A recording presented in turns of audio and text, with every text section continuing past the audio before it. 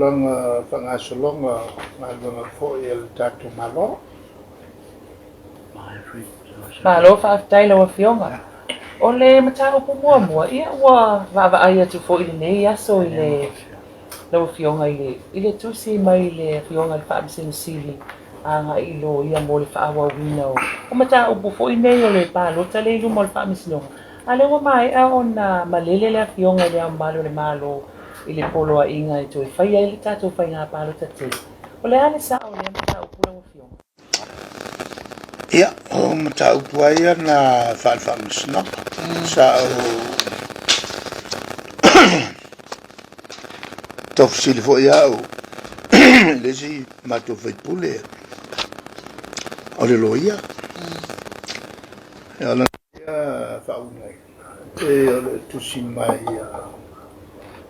a le whiongai. Wau te le i whaitawai o whalongo iai. Elle va me solliciter puis c'est Fatmanat et Molianga ou Fata Otoat Avapia on le Malilenga le ou ya aïe c'est fini à l'offre ele whaua wina loa. Ia le awala whatinga i pei o le toe tāsanga atu te whau i alo i mai tua. Al whau ngai no na almato foi loia, o lewa foi o na le loia lewa ke ne whaipune. O tō fia nei.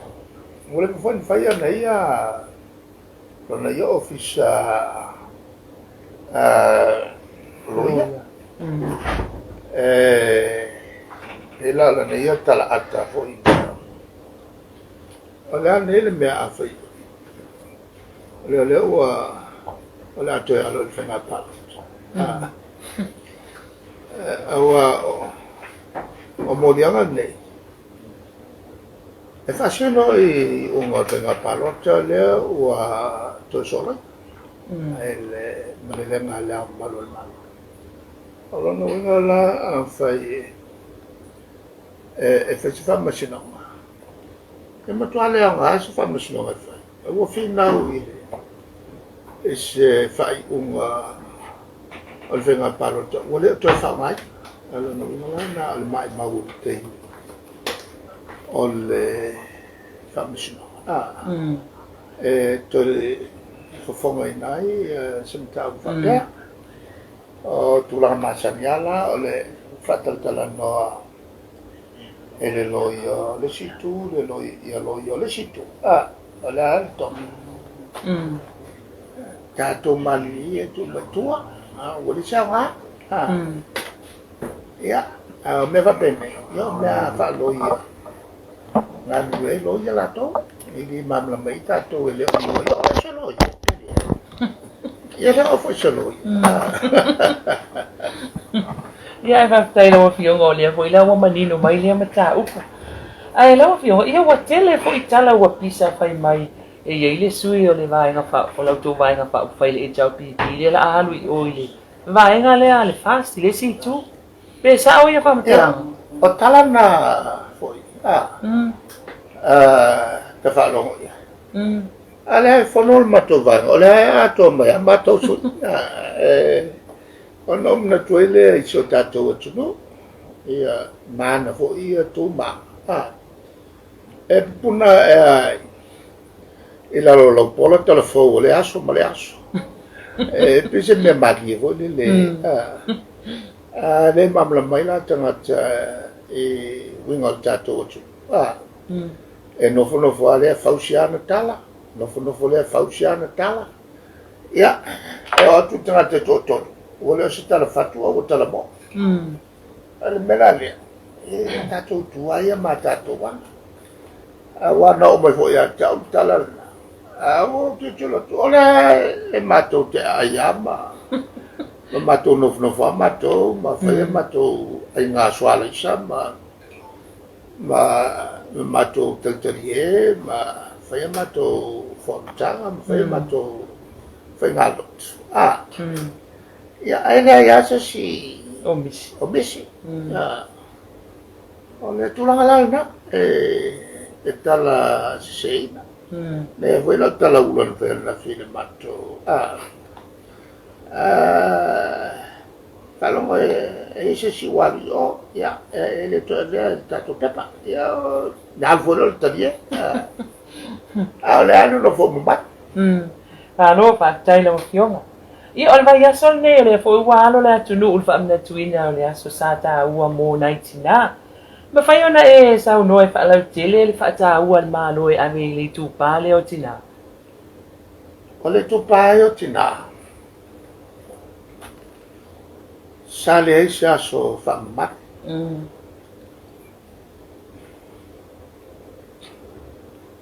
O nalo alu lea. O mai le iwa sfulu on fai leo le mato fai uma. Se manatu fatu le fiamal totoli ia tofilau e tau na fai saso fapitoa mo tina. Le lan fatu e lo le mtanga lue ma tina. Mata. E tu foi e tono mo mtau putau pule. O le ngata la mtanga lue mo tina. A o tau lo maisianga. Fetota. Lono venga mtau pu matau no te fale. Kena o fien puno. To sanga la polivata sia le na fatu ai. Ia, ma fape ai. O Samoa le tunu momole e tu moto il Pacifica ua lato onaina, ua lato avel falo lo tina. E le ngatala e le tulanga o le fatua lo ia. O le mtanga luenga al malo e pito e mta upu atau tina. O le temu mo foi lea. Ua fatua se aso malolo mo tina. Malolo lea malo. O te mantua. Namba tua fatioina ta mau le tunu. Ai message tonu fontanga fo e el palmene. Pole al meu fai me fa pituai al HRPP. Fanga malo le HRPP tina fatua lo ia le lato tanga luenga momta upu tau tina. Tu ia la so maloro. E de sem tanga no fa pitoa tama. Pe tu fo ia sa so maloro. Fa pito mo tama. Ale metonu la na talilo yeto filau e tu tonu il palmene. Ma fa per sa no ngato filau se mali li ia utu tama. E to se la wono su li ma sol to sanga.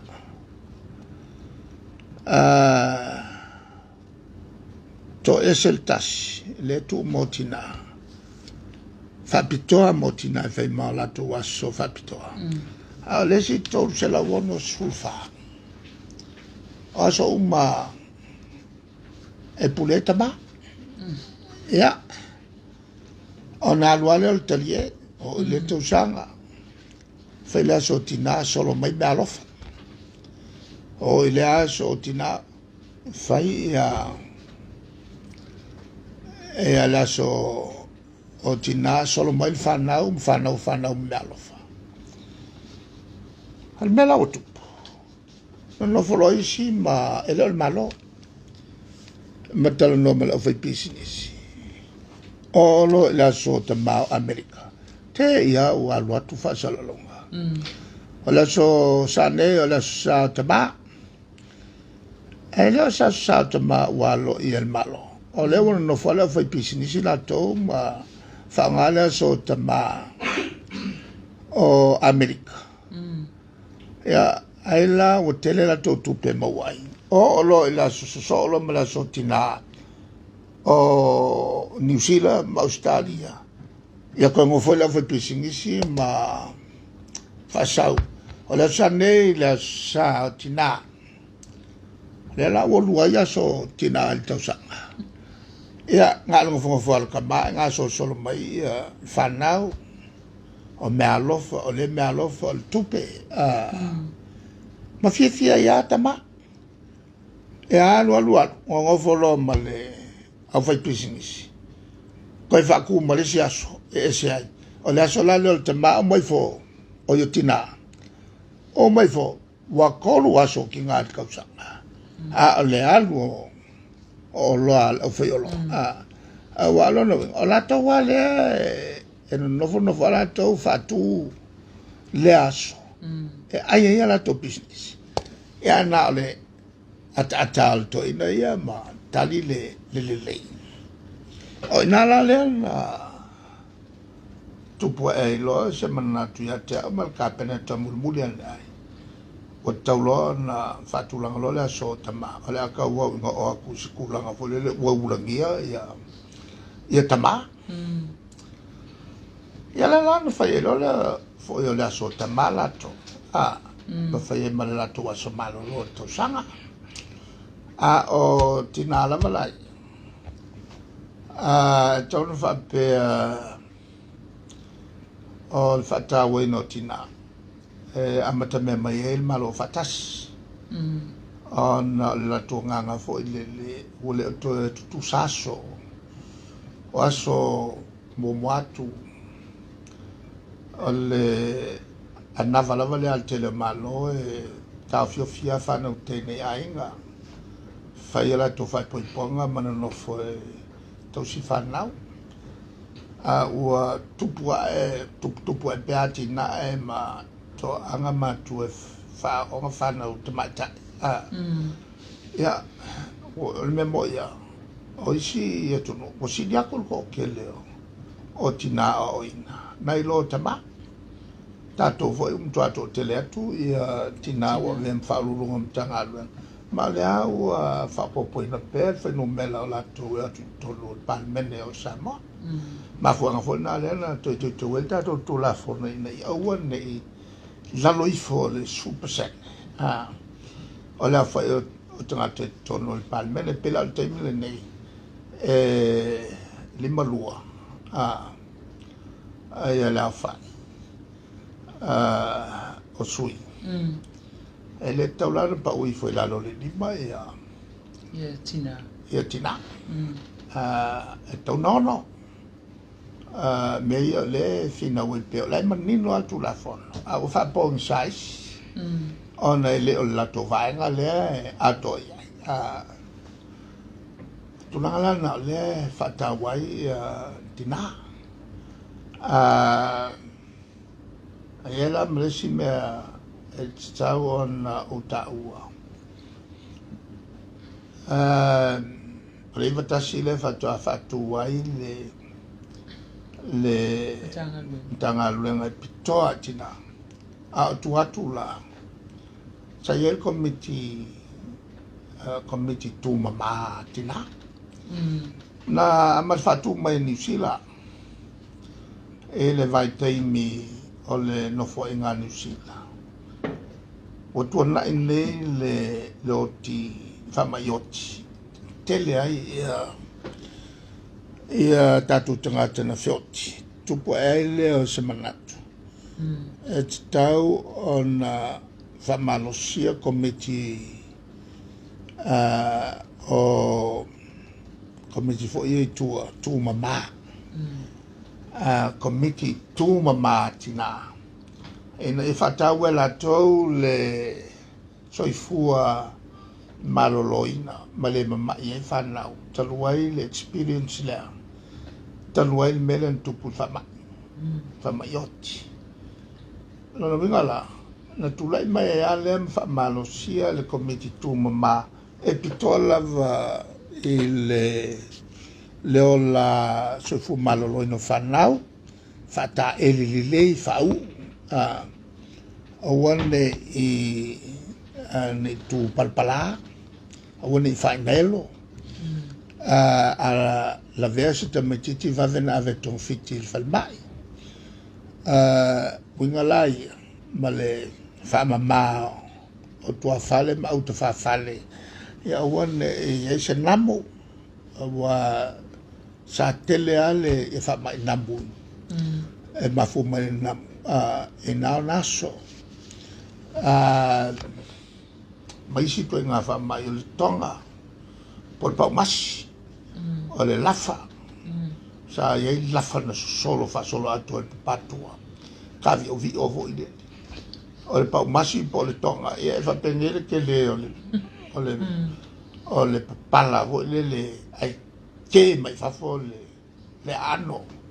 Ngā e kua e ke o wash ai masiara pa se mere furifua. Kafe kokoi mai le kokoi fafo. Sa tele ala ia whamai whapea Samoa. O le ala na matua malosi ale una inga inu itua a komiti tumuma. O na sausa wai lea. Tupula le whavlave. O whatu le whono ao tina. Pela wa lotu nei le whono ao lea. A lea e iei komiti tumuma. Wa ngā wai mai loa le ia manatu fo tina e le whono tina. A maisela lea e tai e whitau ia masofo le palemia o le rua e palemia o Samoa. O inala, pe ua ngā wai mai ai whawhini. A ukaure e amanga ia le ngā luenga le leilea. Ia o te lala o tina. Pena pawale o la tome fo le whono o i o le whono o le tina. E a mā wai mai o mai i e leo le mauto tina. A lea e whawhenga i mararu se. Ia, e mane e fo i la tina na no mai ano whanofo ma taltala no ai ma taranga whai. Whai la tu whale inga. A ule whai ai male. Mana ngā luenga le utu tiai. Ia ngā luenga wha soifua malolo ina whanau. O le wha mai no le ai. O le soifua o ta maiti ave ia onga. Tong whitivave pe a tule mai wha mai. O le tulanga la na wo mai ai. Wo ai teimira leo matu tule mai ai. Pe wo ei se va. E le komiti tuma ma malatunga luenga lo fai. O se la le soifua maloloina. Maulalo e lalo la tutulanga. Ia male whonaola le tina te e whetaui. Ia o whetaui foi la. O se masiofo e tio. Tio tele whamapopo ina o tina o Samoa. O te manatua le teimina tua ola o le whonaoa a tina. Ia wa wanga wai mai ia wa o le masiofo le tamaina. Ia mtafa. Amtafa foi le palmi o Samoa. E pe ala sa ye ala le fatfata itina o Samoa ma foi ngofiai. Ona nga wa mai i pa ia ma matu. Nei lo le committee atina pe se committee foi le fengaluanga. Ele anga ila iai le limelight. Ele anga iai ni manatu. Nga o mikila ia akinga. O yo le fono a tina vitaui. O le pe anga iai ia tulanga o le tunu. I teimila fo ele o minsta o se va inga matango fie. E fai ua il fono tina ma le lato solo mi fo ele eu matu tu fo na tina o Samoa mai so vai ma o poruni o me malatu sei e mantu o matu tu ya lo tu malo ya salmasina fo sa yai tu malo fetaui ya ona foi ma so fo matu tu a se ane lo ya ni fo tina matu tu le o te mantu le tau se o te fua malulue tina matua na whamau popo fa mapoputina masani no sawala to sa vali fa I ua el sa vali singafu ya mapepese mai ya le lau tawa ina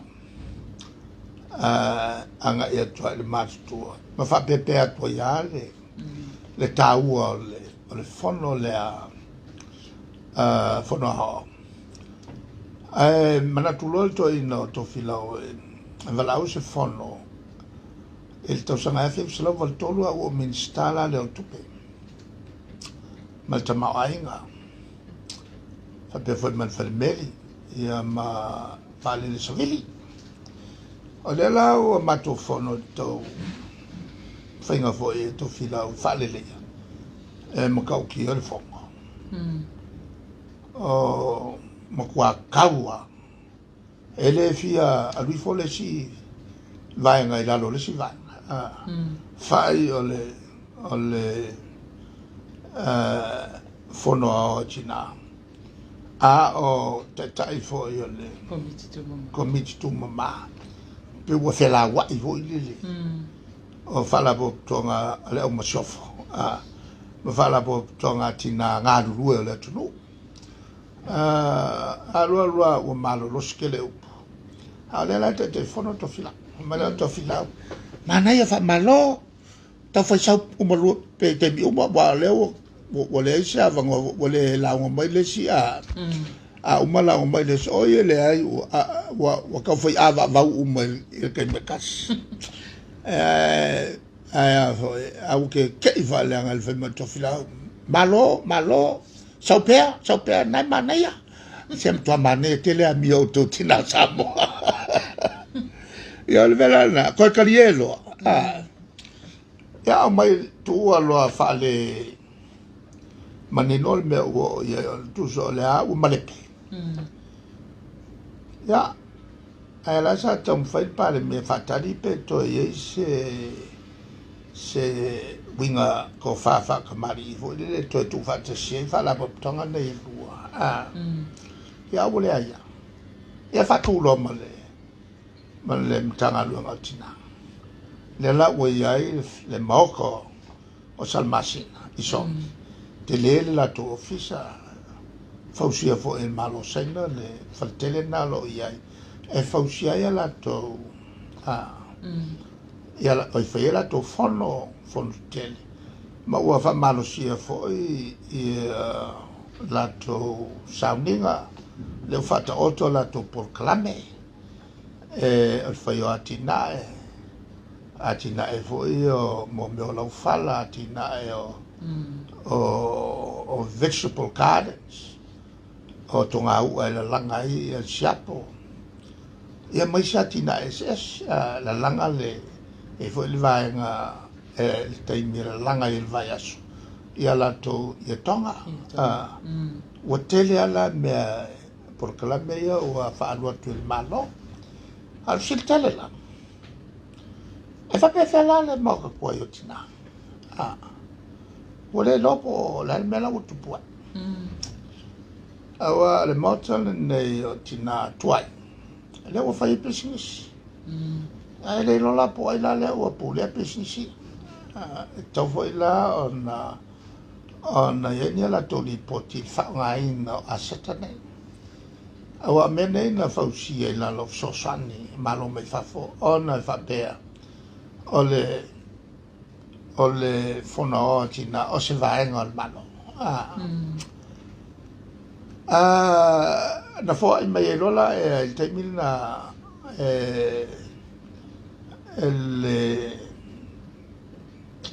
el episcopale carice cattolico le altolna le cattolico fo mai la fausia se fa le al fono atina ma tua la il temina le aise na os committee tu mamma e pure el office o se fu malo loina ele fa più se fa la bottonga folle le tavolo ai va na le fa la bottonga le ala fa più fa la bottonga tavolo e le te ia fitawi o le fa tua o pale mi o le pale mi o Samoa la lana pe bota wai le fo ile al katoliko wa mai lo faunga e fono tina mo la to por kalame tawa mo ainga manu era fo mai ai le ele ono fitu to si ono fitu fo mai malo tu le melo il malo tu putam se me ole tu putam se le lof le fa la to fiele o tu por efi e avea min sta malwana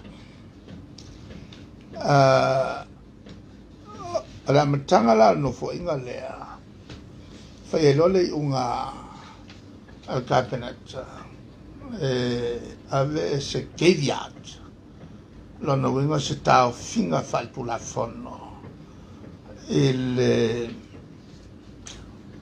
la ia nei o tanga luanga o le menari e tao fiai se me fai ele fono tina se ivanga na o ioina al malo al temlani ala la o le lopla mela o ya qua le alfa le o contem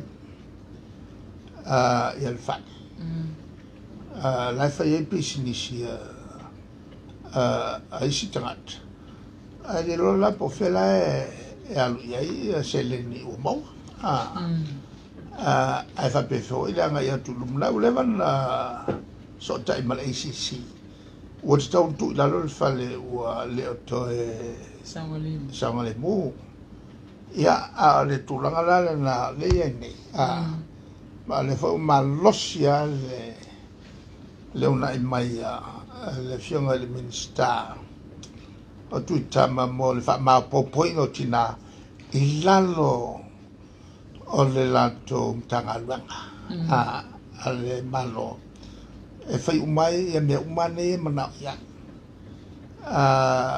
la voyele mauta o tina o tu salmasina fai la tomea le fale lalia e non vinga la titila il ministra mo se fai unga e fai ai e na ia fa nga tina o Samoa il lalo le vainga ale ministra tina al tel pupu atulana le te leo le talafa solpito ai le lopo fioli e tu peia e maua mai pisinsi la fai ai e tonu maro mafale ane o le falotina Halo, fa'aftai umalam lama foi la lem ta up.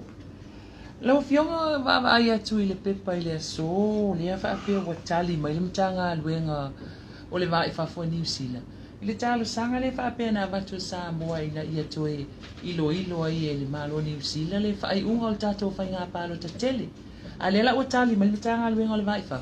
Ile se la to fu nga e la te fa ti no ai va nga le se pa wa ia la to le se malo se anga ia la to e ma se whaatananga e ma whai ona lato lo tea ia tātou tā upo whaaloto i whai. Lea le sa o lea... Ai whai alo ia. Josephine. Sapol. O ia le sialo o e foi o iuni Sapol. O ngala il fatto non altina ai o lo voglio un sapo so se me vive sia tu mai lea o iuni sapo fo o le voi la vanga le vanga le famous no anasi e lo foi un sapo lo mai si fai la to fu mo be o winga ia mai fafo ele o mai fai nei o ia foi le o level fa lo ile tu no fai mo o fa ka o malo ia fa no sai o fiu le me o ke lu ia le na o Brenda le pitu sili on upu valina tu la fono Ale o mene le ia ma se me fa mamia. Ale tulanga la na se nga ka fa le vila. Ale me tatu fa manga lo ia. Awai ai le o si le fia ne na voi lo ia malona tina lo ia. Ale malo sa mo. Ale la ono sfuta sanga tu to atas. Ele a lai mai asa si malo mai fa foi. Ele ma sfuta sanga fo e ono sfuta ai. O le ai ka o inga. Ele mala ole la nga le fai ka kosi nga fo. A fai la e o fa pe fa. Ai fa sa o mai fa. A ko ka ko lo no e sa olla. Halai mai fu se malo mai fa. Ya sa mo. O le mele na le o to foi. E ma to foi tu la fono ma tu le alu e si lo ia. Vala u plestene o lo ia New Zealand. Tu la fono ia ta mai na. E no sa fa vale ia le ma plestene. Le mal mai ta tu la fono. E ta mai na. Lo no ngo le ia se lo ia sa mo. E mala mai tatu tu la fono. O le makua vai teleo. O na tu nga manatu. O le wingale se tatu tu no. Tau whai atuai si mele, tau whai ai si ka ki ilalo. O le pena fo ila le pepale o le observa. Se u mangai mea kiri lupo a fefa fa sao. So se mea ko ele ai ma se meleanga e ko pole si vai fa fai e ri poki mai ai o lo lava sinka mai me sao mai ai si fai tio wa ko mole ya le observa e a ngo mangaku ho ye ya fo le ai va e au mai ai na pa wa se tala ya si le fole tu na mea fa le nga me mato ya fa yo ele uga ya le tali tu na ya ni simta bu pele pa tai lo fionga se le o le ua fa ai lo le fina ngalo o le tai o vai nga fa u faila le fast ia e tu sa foi o le fa ai unga le fionga le malo ma fa pe mai sa tauna fa atali se a to le fast food lima aso ia mai o le fa ai unga foi o faia o le tala fia ngai ma le fa vai o Samoa pe foli mai o le manato fia me sa le tauna faia le fa ai unga lo fio la so fina ngalo ala na me na o filmi ia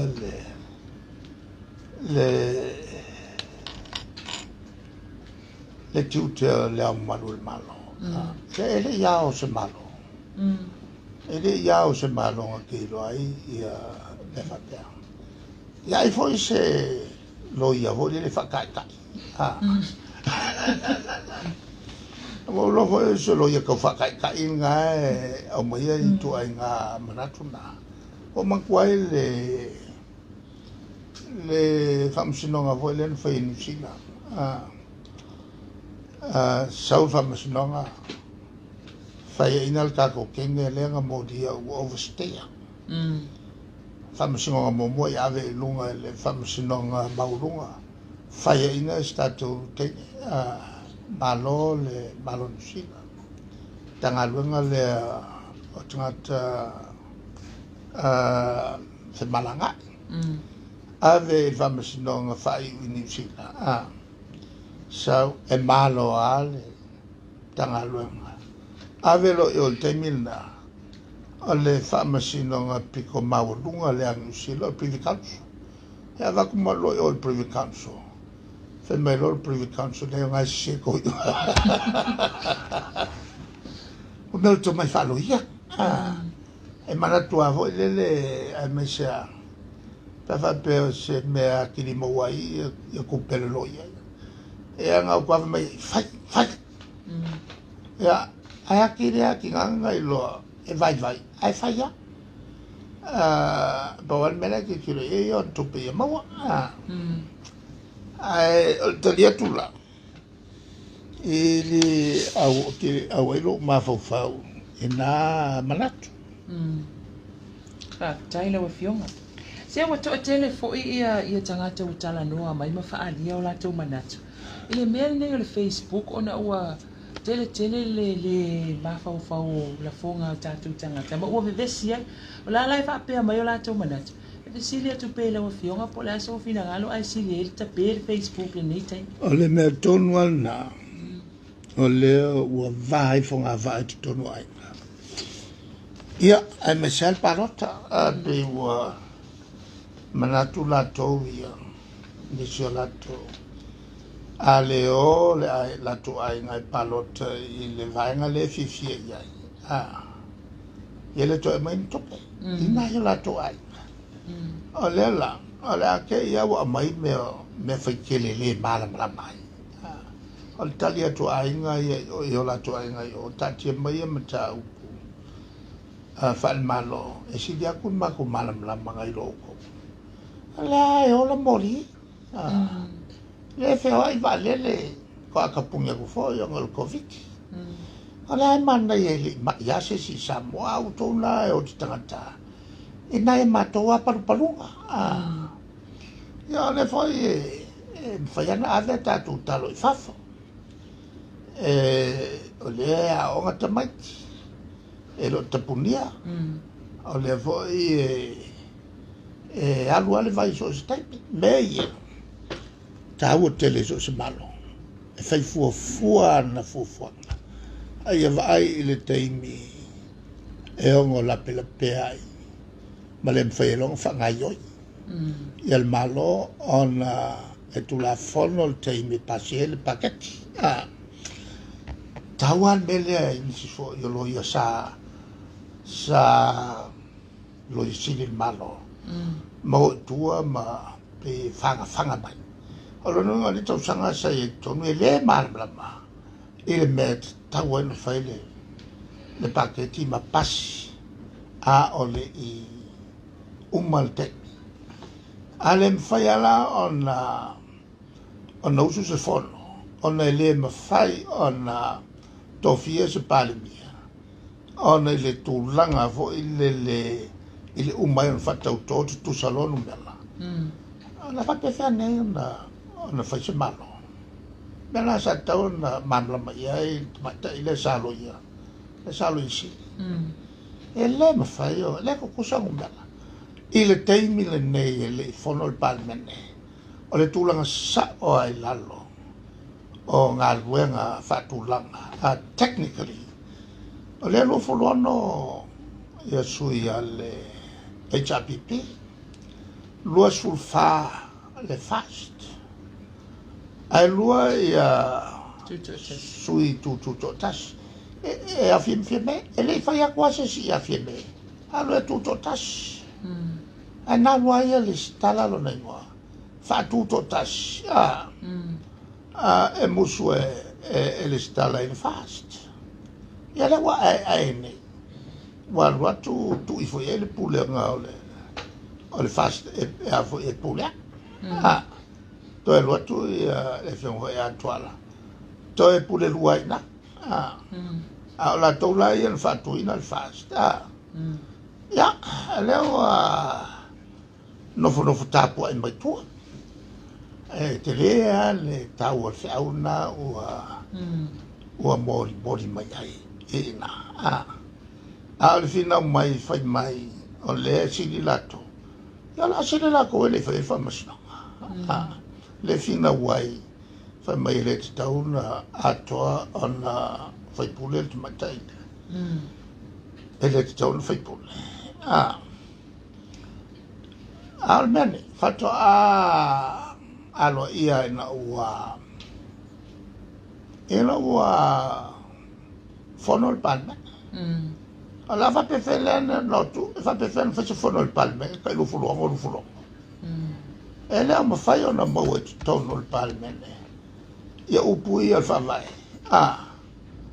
e tofi se palme ua fulisia ia e le langolango o le faipule le palme e leo mauala e wa le taimi a tautoa ai alo ia loa le latou lufulona matou luafulona latou ia equals 0 le ai sa vo se majority an va pe sa tuala tu mau ia matou wa iai la le majority mfailon fatu le palme leo tala no atu tu la nga vo le technically ala sili foi no mela ale vai fa ne ia fuala le al fa e mantona le se au topa o solo tu dotas o e a te sema o la kuko kasia o ai la soiva o apeli la ngafele la vo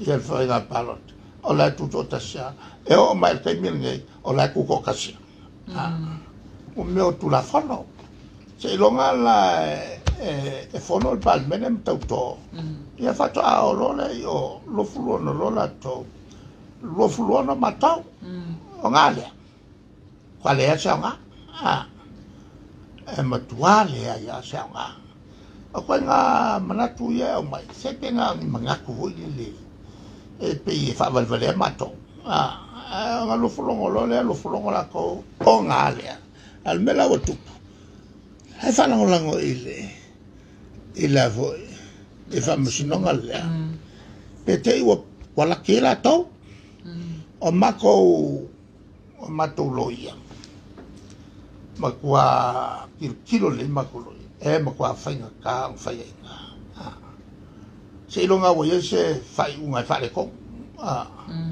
fale ko on fai ai o leo tofo kai mi uma ka longo mai fieme e malo matou o fair sa wai le avo e teltonunga le fair haki lengo masosano o fair sa wai le teltonunga le o le faia se famsinonga al melana o mai nei wa kile ya o fa peko la sa o le unga le al sike ya kalia kurunga alo pa ftai la wafionga ia nta to wo mai la ia le palo ta wai e pe fo ia le palo ta fa va le po le snap election le ta watunu wala ni o to ta pinanga la wafionga o le anga o kato ai fe mai la ya ta wa wili ya te le au le tu wa te le foi pete fast la vionga le mera le poi lo voglio che mi poi le wa vanga kai fita winga che le il kai mi ngi o che lo ngala kwa fa longo le bel vanga pe o che fai ku foi fa pe o le wa mata ona fa ma ia mato kaula au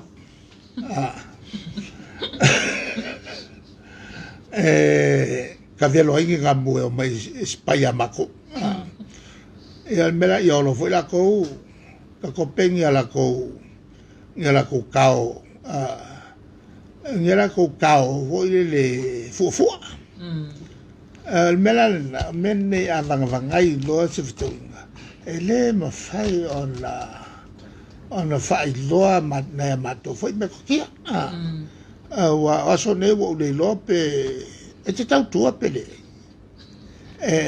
pe te SNDP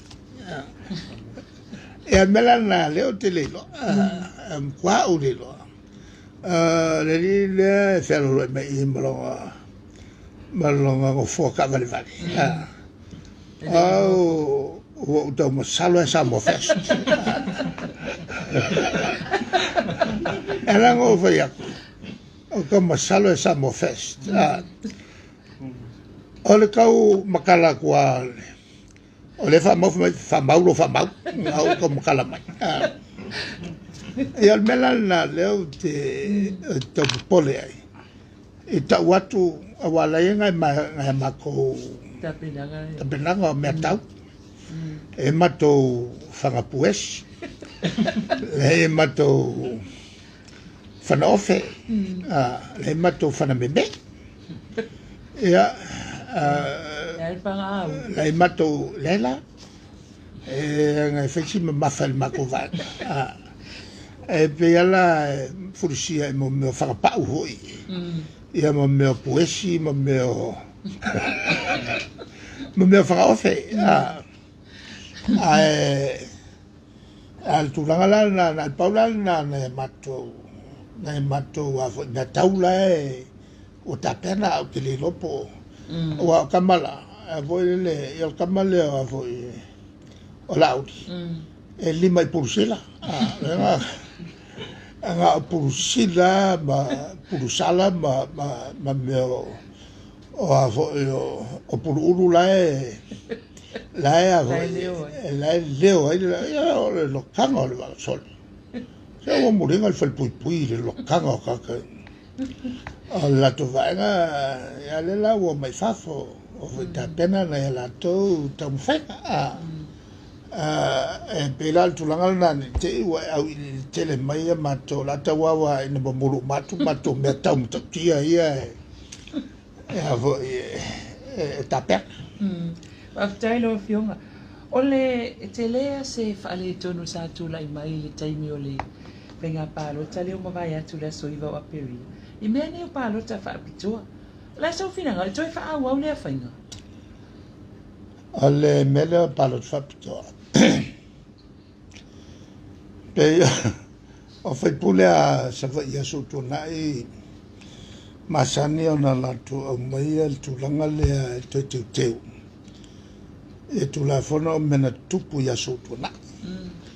O leo wa sau e kouse lau e sili ai le sui sa vai. Ia halu lol paki fa solo ato le sovale po le sole le mlasto na malo. A lo ku ko fe ka ngolo wa lo ku pa lo ka ine. E fa se lau di masfulu mela sili. Se lau di masfulu le me o vai. Ona tupu ai le o le tūlanga foi le. Po lea se whainga. Tau fiofia ai le mele o tangata wa o lona winga. A vai pe o tangata e whaisana business. Ai wō ma le sui o lo tamoe. E me whai an sau tangata la ma mo umala to o whengaluenga au mai I le stalai. O tangata umane e langlangoa le sui tauwa. Nai mela na fo le tupu. Lela na lai o na tupu ae le mafofonga e silia. O na opea I ala palo te savai. Ia e tele ala na tūlanga fo le o mea tupu. E leo mafofowina e tai pei o le tonu atu a le so malolo o la fo malolo mpasi la to e uiala fa peola e wo tele ainga tele ta vale tangata a wo sa fa afia I mafainga a resi sui le alu tova e peila o se nganga le lei na fatino ai ia le foi faina a le la o tangiane e na o mo faina palota e le o se faina le foi le o sili atu tele fa fita o ina lo me mo e le taimila ne o covid male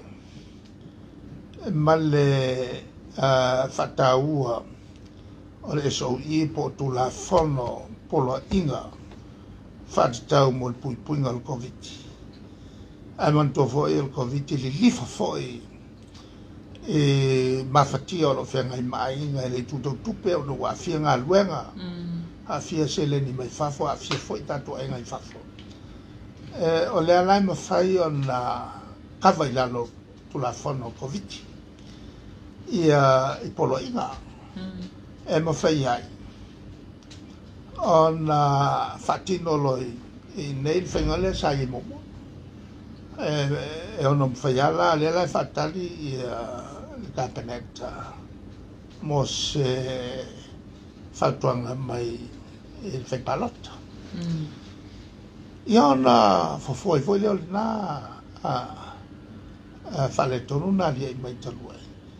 I le tūlanga foi le kusala pe a whai o e ke ngō foi li pā. E ke pāloka i o ia sau. E ke le kau saula i e pia pāloka. Ke pāloka mai ai le pā si pālo te whakatoa. E maka al pālo te whakatoa. Se lau male awhe i awala e mwhai ai on whai.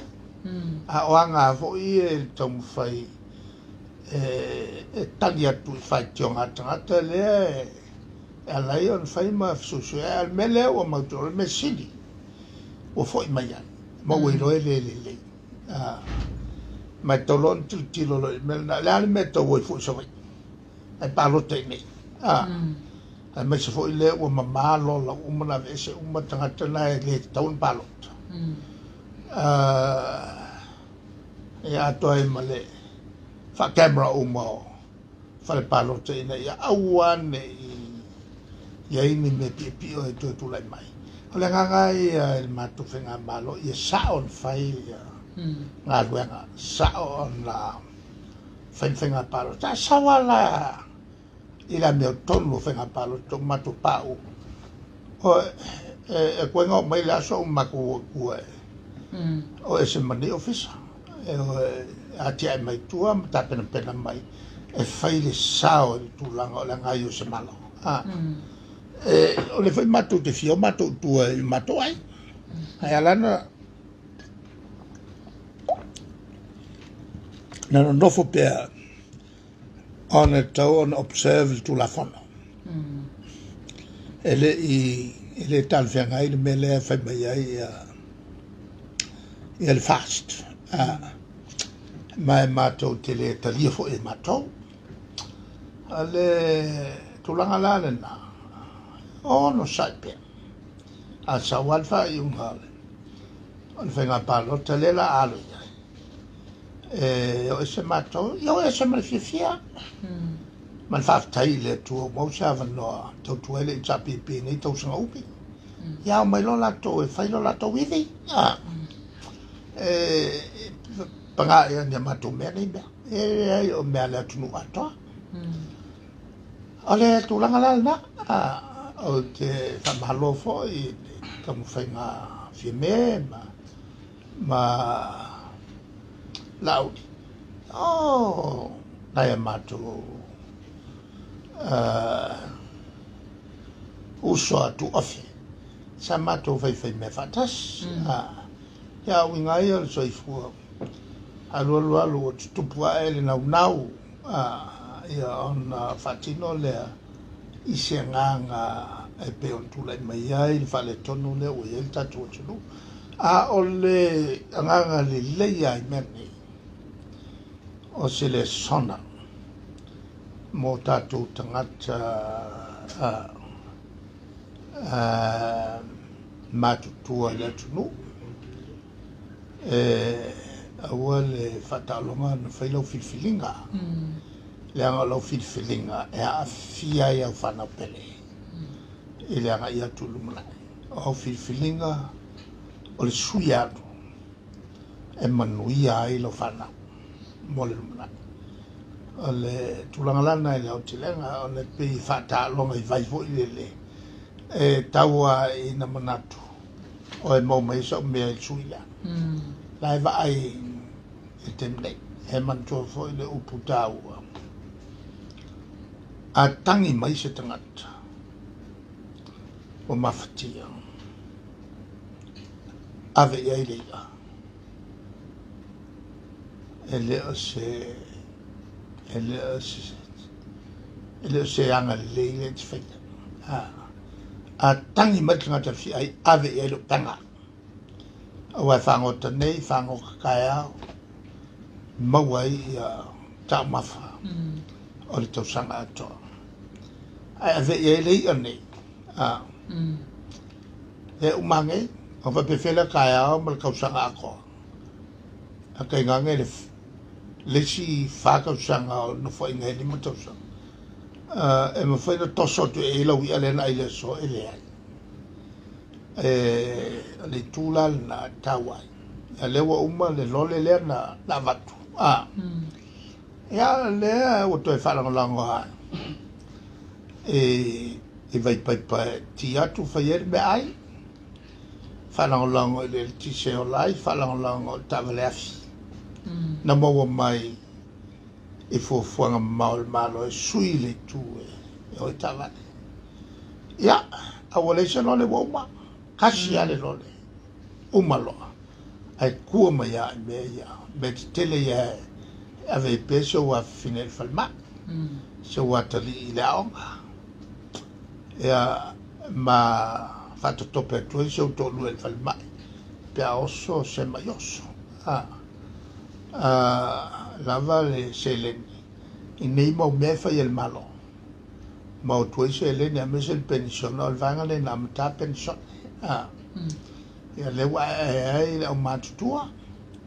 Matuti le fai ni mea na ona fa mario tangata. Ma le fia le. Ai fai mea mautu.